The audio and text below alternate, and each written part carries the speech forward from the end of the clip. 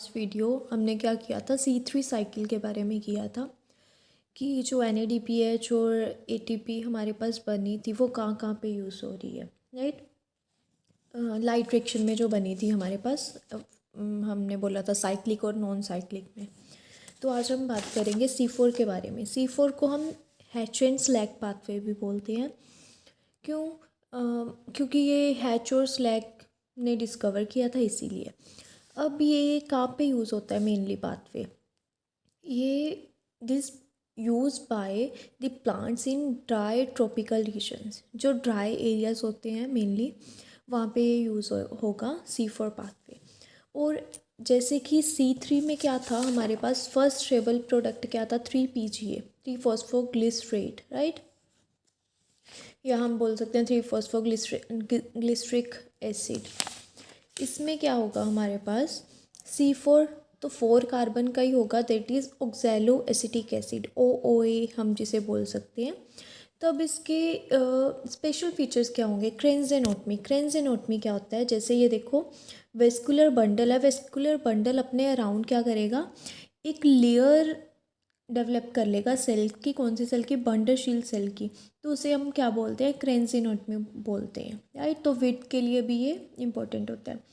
फिर ये क्या करेगा, अगर ड्राई एरियाज़ में है तो हमें पता है टेम्परेचर बहुत ज़्यादा होगा वहाँ पे, तो ये टॉलरेट करेगा उस टेम्परेचर को, इसीलिए ये मॉडिफाई मतलब C3 की जगह पे C4 पाथवे यूज़ करेंगे। फिर इसमें फ़ोटो रेस्पिरेशन नहीं होगी। हमें पता है फ़ोटो रेस्पिरेशन में क्या होता है कि बहुत ज़्यादा एनर्जी वेस्ट होती है, राइट। सो इसलिए क्या होगा, इनके पास फोटो रेस्पिरेशन नहीं होगी, बट इनके पास C3 साइकिल पहले चलेगा, उसके बाद क्या होगा, C4 साइकिल चलेगा। सो देखो, अब बंडल शीट सेल में क्या होगा, बहुत सारे क्लोरोप्लास्ट होंगे, large number of chloroplast, several layer of vascular bundle. इनके वस्कुलर बंडल की बहुत ज़्यादा लेयर्स होगी। Thick wall impervious to gases. क्यों? क्योंकि अगर इनकी थिन वॉल होगी तो जो इनमें वाटर होगा वो भी लूज़ हो जाएगा, तो इनकी वॉल क्या होती है, थिक होती है, जनरली। स्पेसिस भी नहीं होती इनमें, तो ये इनके सेल्स है जो टाइटली पैक्ड होते हैं। अब इसकी मेन 3 एग्जांपल्स हैं, हम कैसे लर्न कर सकते हैं, SMS की हेल्प से। SMS हमें पता है, मैसेजेस की हेल्प से। तो S से सोरगम, M से मेज एंड S से अगेन शुगर केन होगा हमारे पास। अब इसका मेन सिग्निफिकेंस क्या है C4 साइकिल का? ये फोटो ऑक्सीडेशन नहीं होने देता, जिसके कारण कार्बन डाइऑक्साइड कंजर्व रहेगी, और वो कहाँ पे यूज़ होगी, आगे जाके केल्विन साइकिल में दोबारा यूज़ हो जाएगी। ठीक है जी, तो इसका ये फंक्शन है। अब देखिए, ये इसका पाथवे है। इसमें 2 हमारे पास यूज़ होंगे सेल्स, ये ऊपर वाले मीसोफिल सेल और ये वाले बंडल शीट सेल। देखो, अब हम स्टार्ट कहाँ से करेंगे, कार्बन डाइऑक्साइड आई, बाय कार्बोनेट में चेंज हो गई। अब PEP, ये एक हमारे पास एंजाइम है, पेप कार्बोक्सिलेज जिसे हम बोलते हैं, ये रहा। ये 3 कार्बन का होता है। ये किस में कन्वर्ट हो जाएगा, ये 1 कार्बन इज हेयर एंड 3 यहाँ पे है, तो ये 4 कार्बन में कन्वर्ट हो जाएगा ऑक्सैलो एसिटिक एसिड में।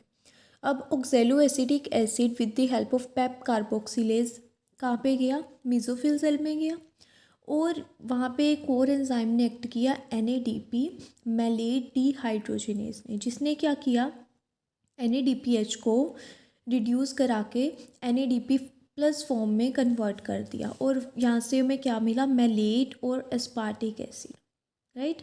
दोनों में से कोई भी मिल सकता है, दोनों नहीं मिलेंगे मतलब। तो अब ये मैलेट है जो दीज आर प्लास्मोडेस्मेटल कनेक्शंस, इसमें से पास करके कहाँ पे जाएंगे, बंडल शीट सेल में अब जाएंगे। अब आपको क्वेश्चन पूछ सकते हैं कि कौन सा ऐसा प्रोडक्ट है जो मीसोफिल सेल में बनेगा और कहाँ पे ट्रांसपोर्ट होगा, बंडल शीट सेल में ट्रांसपोर्ट होगा।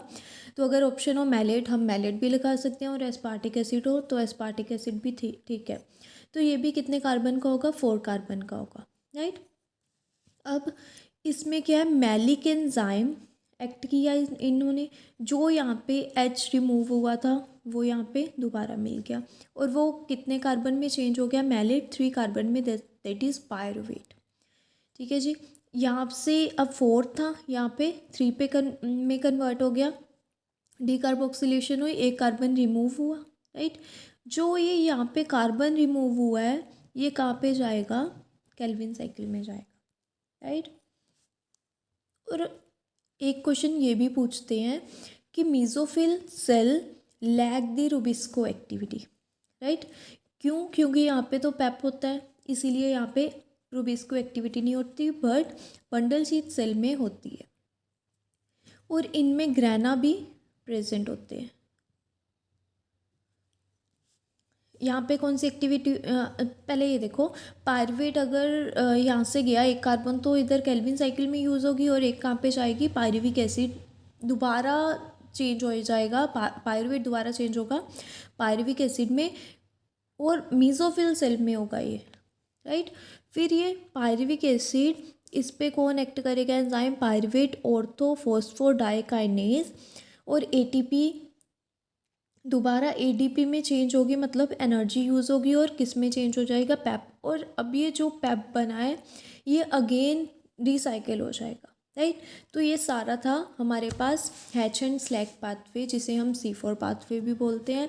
ये किस लिए, मतलब बनाया क्यों है हमने, ताकि हम जो कार्बन डाइऑक्साइड है जो C3 साइकिल में फोटो रेस्पिरेशन की वजह से वेस्ट हो रही थी, अब यहाँ पे वेस्ट ना हो, राइट, फोटो ऑक्सीडेशन ना हो, मतलब कहने का मतलब ये है, इसलिए ये बनाया गया। और मीज़ोफिल रुबिस्को एक्टिविटी नहीं होती, यहाँ पे पेपा एक्टिविटी होती है, और बंडल शीथ में क्या होती है, रुबिस्को एक्टिविटी होती है। तो this is all about C4 pathway. Hope आपको समझ आया होगा। Thank you.